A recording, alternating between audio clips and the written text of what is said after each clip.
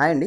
Andhra Pradesh election జరిగి సుమారుగా 2.5 సంవత్సరాలు అయిపోయిన తర్వాత కూడా ఇప్పటికీ టీడీపీ గవర్నమెంట్ ఈవీఎం ట్యాంపరింగ్ ద్వారా గవర్నమెంట్ ఫామ్ చేసిందన్న అపోహలో కొంతమంది ఉన్నారు. ప్రజల వరకు ఓకే, నాయకులు కూడా అదే మాట మాట్లాడుతున్నారు. ఓటు వేసే మిషన్లో మనం ఏ బటన్ నొక్కినా ఆ ఓటు ఆళ్ళకే పడేట్టుగా చట్టం చేసుకున్నారు. అసలు ఈవీఎం ట్యాంపరింగ్ జరిగే పాసిబిలిటీ ఎంత అని మాట్లాడుకున్నాం. అమెరికాలో 1964లో మొదలైందండి ఈ ఎలక్ట్రానిక్ ఓటింగ్ సిస్టమ్. అప్పటి నుంచి ఇప్పటి వరకు ఈవీఎం మీద ఎటువంటి కంప్లైంట్ లేదు. అంతేకాదు సెక్యూరిటీ పర్పస్ కోసం ఎటువంటి వైర్లెస్ కనెక్షన్ కానీ త్రూ వైర్ కనెక్షన్ కానీ ఈవీఎంకి ఉండదు. ఇందులో ఒక చిప్ ఉంటుంది, one time programming chip. So దాన్ని రీప్రోగ్రామింగ్ చేయడం అనేది జరగదు. సో ఇంకొకే అవకాశం ఉందండి. అదేంటంటే ఒక వ్యక్తి రావాలి, ఆ మెషిన్ ఓపెన్ చేసి అందులోనే చిప్ మార్చాలి. అది ఎలాగా బూత్లో జరగని పని. ఇప్పుడు కొంతమంది అనుకుంటారు ఆల్రెడీ ట్యాంపర్ చేసిన మెషిన్స్ పోలింగ్ బూత్కి పంపించవచ్చు కదా అని.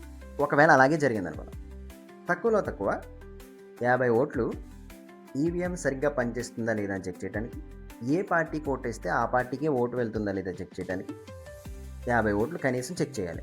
ఈ చెక్ చేస్తున్నప్పుడు ప్రతి పార్టీకి సంబంధించిన ఎలక్షన్ ఏజెంట్స్ అక్కడే ఉంటారు, ప్రజలు కూడా అక్కడే ఉంటారు.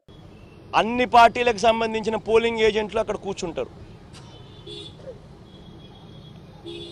వాళ్ళందరూ కూర్చున్న తర్వాత ఈవీఎంలు వీళ్ళందరూ చెక్ చేస్తారు, వీళ్ళందరూ టెస్ట్ చేస్తారు.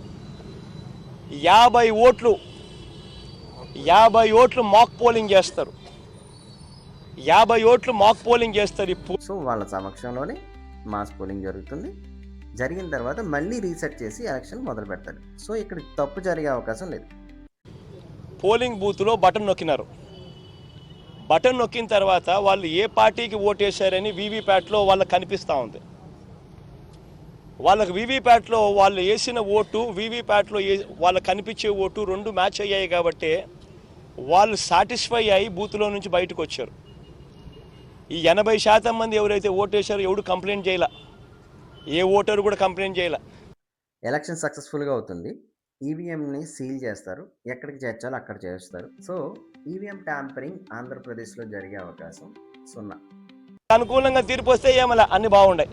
వీవీప్యాట్లు బ్రహ్మాండంగా ఉన్నాయి, ఈవీఎంలు బ్రహ్మాండంగా ఉన్నాయి.